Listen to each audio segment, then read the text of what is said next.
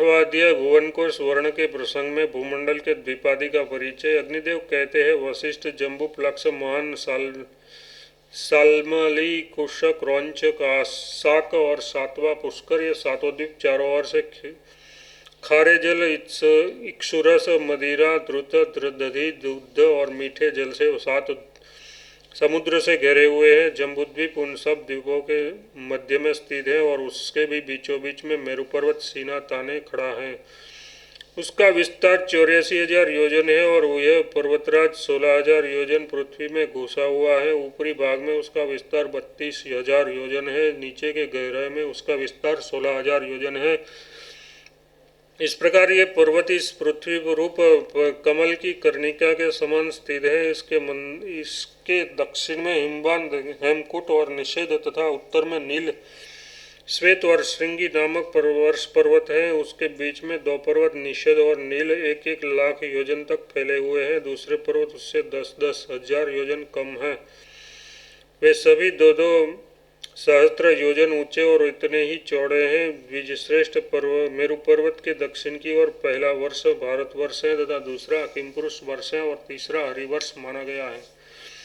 उत्तर की ओर रम्यक हिरम्य तथा और उत्तर कुरु वर्ष है जो भारतवर्ष के ही समान है। मुनिप्रवर, इनमें से प्रत्येक का विस्तार 9-9 हजार योजन है तथा इस सब के बीच में इलावृत वर्ष है जिसमें स्वर्णमयी सुमेरु पर्वत खड़ा है। महाभाग इलावृत वर्ष सुमेरु के चारों ओर 9-9 हजार योजन तक फैला हुआ है। इसके चारों ओर 4-4 पर्वत हैं। ये चारों पर्वत मानव सुमेरु को धारण करने वाले ईश्वर निर्मित आधार स्तंभ हो। इसमें से मंद्राचल पूर्व में गंधमादन, दक्षिण में विपुल, पश्चिम पार्श्व में और सुपार्श्व उत्तर में है। ये सभी पर्वत 10-10 हजार योजन विस्तार है। इन पर्वतों पर 1100 योजन विस्तृत कदम्ब, जम्बू, पीपल और वट के वृक्ष हैं जो इस पर्वतों की पताकाओं के समान प्रतीत होते हैं। इनमें से जम्बू वृक्ष ही जम्बूद्वीप के नाम का कारण है। उन जम्बूद्वीप के फल हाथी के समान विराट और मोटे होते हैं।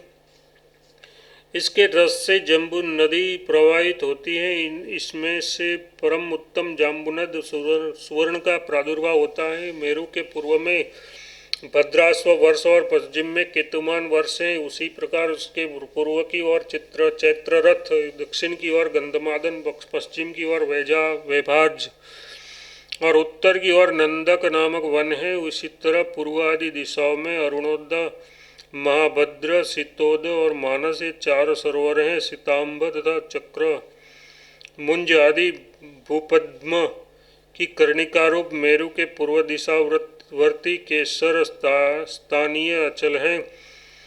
दक्षिण में त्रिकुट आदि, पश्चिम में शिशिरवास,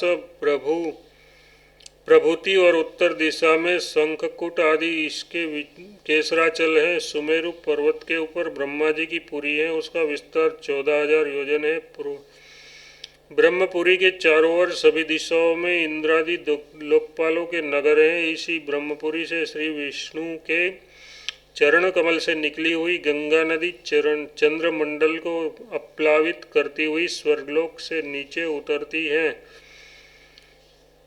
पूर्व में सीता नदी भद्राश्व पर्वत से निकलकर एक पर्वत से दूसरे पर्वत पर जाती हुई समुद्र में मिल जाती है। इसी प्रकार अलकनंदा भी दक्षिण दिशा की ओर भारतवर्ष में आती है और 7 भागों में विभक्त होकर समुद्र में मिल जाती है। चक्षु पश्चिम समुद्र में तथा भद्रा उत्तर कुरु वर्ष को पार करती हुई समुद्र में जा गिरती है। माल्यवान और गंधमादन पर्वत उत्तर तथा दक्षिण की ओर नीलाचल एवं विधय निषद पर्वत तक फैले हुए हैं। उन दोनों के बीच में कर्णिकाकार मेरु पर्वत स्थित है। मर्यादा पर्वतों के बहिर्भाग में स्थित भारत, केतुमान, भद्राश्व और उत्तर कुरु वर्ष इस लोकपालों के दल हैं। जठर और देवकुट ये दोनों मर्यादा पर्वत हैं। ये उत्तर और दक्षिण की ओर नील तथा निषेध पर्वत तक फैले हुए हैं। पूर्व और पश्चिम की ओर विस्तृत गंधमादन एवं कैलाश, ये 2 पर्वत 80,000 योजन विस्तृत है। पूर्व के समान मेरु के पश्चिम की ओर भी निषद और पारियात्र नामक दो मर्यादा पर्वत हैं जो अपने मूल भाग से समुद्र के भीतर तक प्रविष्ट हैं। उत्तर की ओर त्रिशुंग और रुधिर नामक पर्वत हैं। ये दोनों पूर्व और पश्चिम की ओर समुद्र के गर्भ में व्यवस्थित है। इस प्रकार जठर आदि मर्यादा पर्वत मेरु के चारों ओर सुशोभित होते हैं। ऋषि प्रवर केसर पर्वतों के मध्य में जो श्रेणियां हैं उसमें लक्ष्मी, विष्णु, अग्नि तथा सूर्य आदि देवताओं के नगर हैं। यह भौम होते हुए भी स्वर्ग के समान है। इसमें पापात्मा पुरुषों का प्रवेश नहीं हो पाता। श्री विष्णु भगवान भद्राश्व वर्ष में हयग्रीव रूप से, कितुमाल वर्ष में वराह रूप से, भारत वर्ष में कुर्म रूप से तथा उत्तर कुरु वर्ष में मत्स्य रूप से निवास करते हैं। भगवान श्रीहरि विश्व रूप से सर्वत्र पूजित होते हैं। किमपुरुष आदि 8 वर्षों में स्त्रुधा, भय तथा शोक आदि कुछ भी नहीं है। उसमें प्रजाजन 24,000 वर्ष तक रोग शोक रहित होकर जीवन व्यतीत करते हैं। उनमें कृत त्रेतादि योगों की कल्पना नहीं होती, न उनमें कभी वर्षा ही होती है। उसमें केवल पार्थिव जल रहता है।